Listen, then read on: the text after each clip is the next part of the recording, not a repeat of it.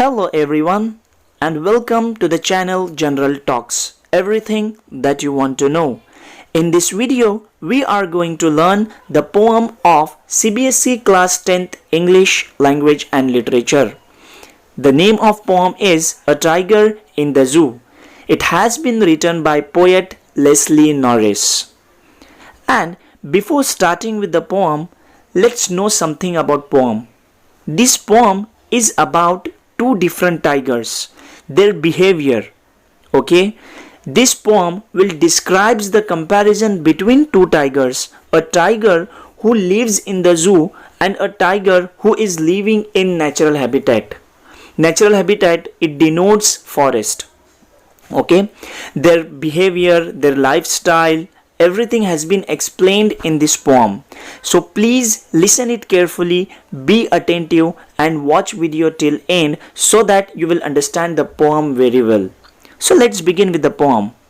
He stalks in his vivid strips the few steps of his cage on pads of velvet quiet in his quiet rage. A poet here in first para, he wants to say about the tiger who is living in the zoo. Tiger, he stalks, it means that he moves slowly with his different colored strips, bright colored strips in his cage, and his pad, उसका जो पंजा है वो बहुत ही soft है, जैसे कि velvet का कपड़ा होता है. ओके, और वो अपने पंजों से अपने केज के अंदर मूव कर रहा है. Okay, in the next para, poet is describing about a tiger who is living in the forest. He is saying that he should be lurking in shadow, sliding through long grass near the water hole where plump deer pass. अब यहाँ पर poet ये बताना चाहते हैं कि tiger असल में तो जंगल में होना चाहिए. जो जंगल में है टाइगर, वो तो शायद अपने आप को छुपाकर, ग्रास के पीछे छुपाकर किसी वाटर होल के नज़दीक होगा.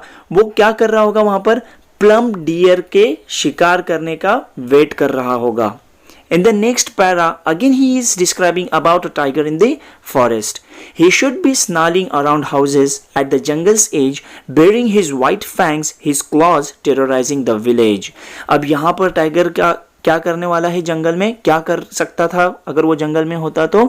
कि वो घुर्राता. स्नार्लिंग मतलब to roar around the houses. Houses मतलब घर जो जंगल के किनारे पर है, और वो लोगों को, जो उस गांव में रहते हैं वहाँ के लोगों को अपने आवाज़ से डराता था. टेरराइजिंग मतलब डराना, धमकाना. Okay, but he is locked in a concrete cell, his strength behind bars, stalking the length of his cage, ignoring visitors.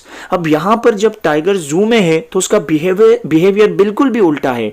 वो एक कंक्रीट सेल में बंद है. उसकी पूरी ताकत, उसकी क्षमता, उसकी स्ट्रेंथ एक जेल के अंदर, एक केज के अंदर बंद है.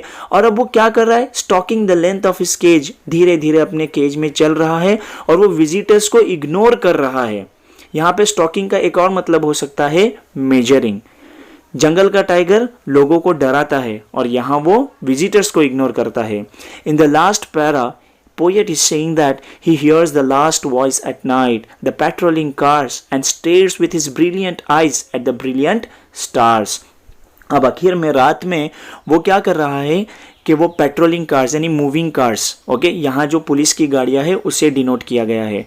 वो पुलिस की गाड़ियों की आवाज़ सुन रहा है और अपनी आंखों से क्या कर रहा है? आखिर में रात में ब्रिलियंट स्टार्स को देख रहा है, यानी आसमान की तरफ वो देख रहा है. ये एक टाइगर की ज़िंदगी है जब वो जू में होता है. I hope that you have understand the whole poem, and if you have any doubt, please comment so that we can sort it out. Okay, thank you for watching.